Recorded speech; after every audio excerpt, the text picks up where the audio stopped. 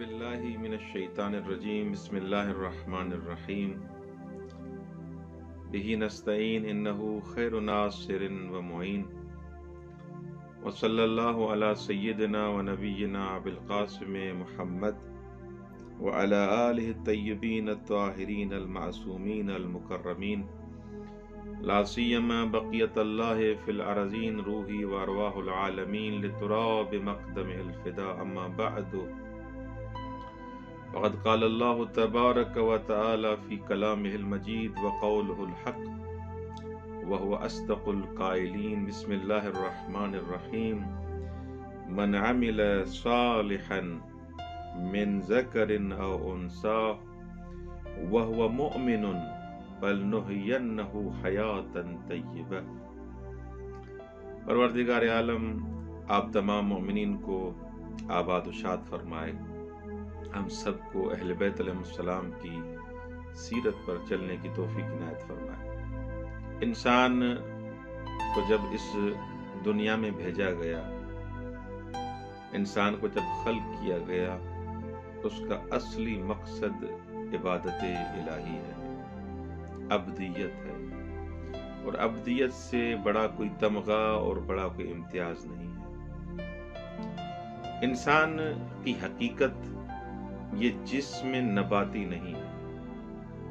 یہ ظاہری حساب سے جو ہم اپنے جسم کو سنوارتے ہیں، صبح و شام ہم اس کوشش میں ہوتے ہیں کہ اس جسم کے تقاضوں کو پورا کریں، لیکن وہ شخص جس کا ہم و غم فقط یہ جسم ہے، یہ بدن ہے، بالآخر وہ حقیقت انسانیت کو نہیں سمجھتا۔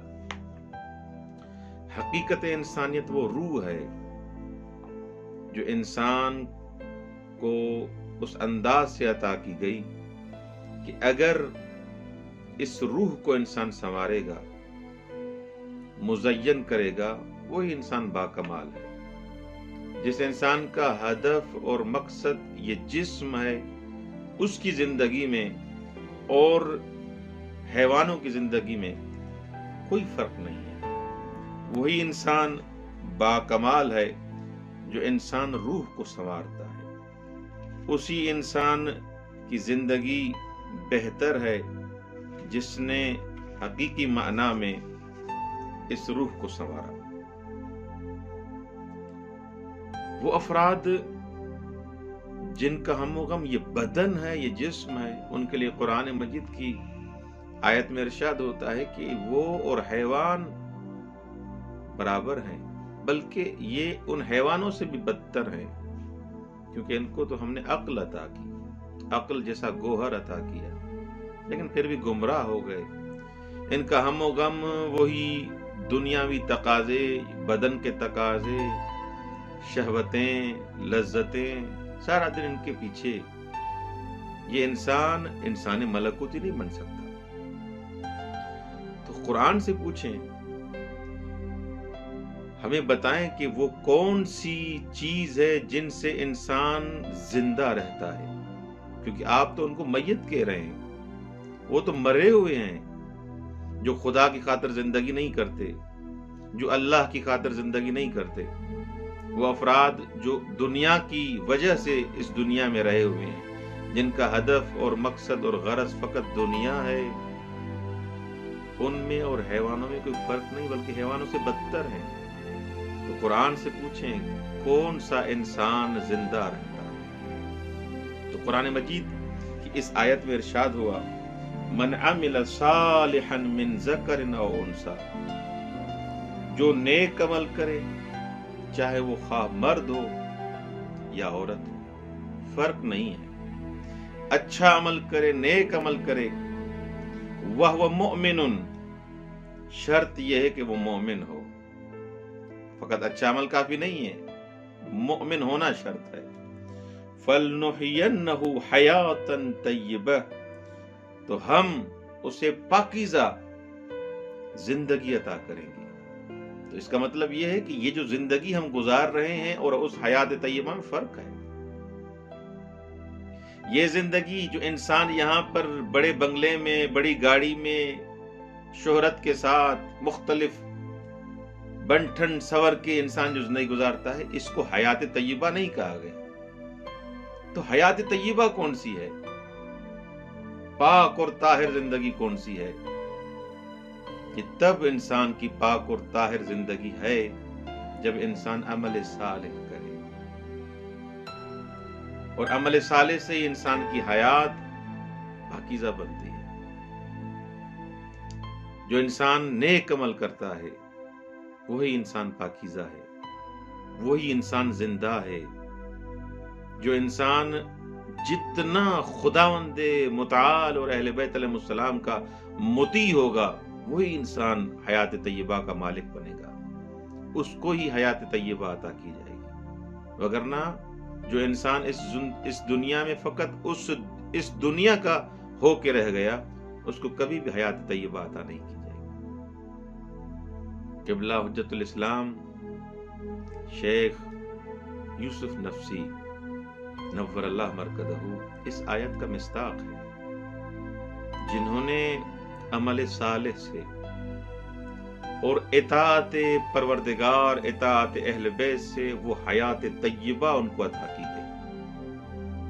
اس آیت کی مصداق بنے کہ اگر آپ خدا کی خاطر، اہل بیت علیہ السلام کی خاطر، اس مکتب کی خاطر جو قربانیاں دے رہے ہیں، عمل صالح انجام دے رہے ہیں، ہم آپ کو حیات طیبہ عطا کریں گے۔ یہ انسان جو اس دنیا میں ظاہری حساب سے ہم اسے مرا ہوا کہتے ہیں، اس دنیا سے چلا گیا، حقیقت میں وہ زندہ ہے۔ احیاء، وہ زندہ ہیں، عند ربہم یرزقون۔ اور کچھ ایسے افراد ہیں جو اس دنیا میں رہ کر بھی میت ہیں، لیکن کچھ خدا کے ایسے ابرار اور پاکیزہ افراد ہیں جو بھلے اس دنیا سے چلے بھی جائیں، ظاہری حساب سے ہم ان کو نہیں دیکھ رہے، لیکن ان کی کاوشیں، ان کا عمل، ان کی محبتیں، ان کی شفقتیں، وہ صدقہ جاریہ کبھی کتاب کی صورت میں، کبھی مدرسے کی صورت میں، کبھی مسجد کی صورت میں، کسی فلاحی کام کی صورت میں ابھی تک اس دنیا میں موجود ہے۔